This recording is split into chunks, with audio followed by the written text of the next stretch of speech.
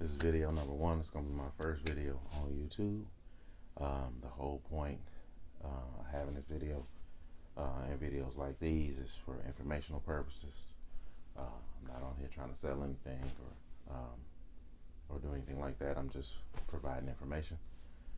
So one of the things that I've done in the past is I've taken people who really don't have any firearm experience and had them go with me to the shooting range. And a lot of times, like I said, they've never even handled a gun or it's been a long time or whatever. So what I always do is I usually send them a video of somebody else telling them about the 4 firearm safety rules. So I decided I would just create my own video and I can send that to them, and then they will kind of understand kind of where I'm coming from. So the first rule, the firearm safety rule, is to always assume that your firearm is loaded, right? So you always want to make sure that it's safe to handle. Whenever you hand it to somebody, you want to make sure that they know that it's safe, and you hand it to them in a safe manner, and you expect it back in the same way. And what that does is that prevents any kind of accidents or anything like that. So the number 2 rule is to always make sure your gun is pointed downrange. So the whole point is to make sure that your gun is facing in like a safe direction, right? So you don't want to just have it pointing at different people and just sitting around with it pointing, at a table where people are sitting or whatever. If you have it out even at your house or whatever,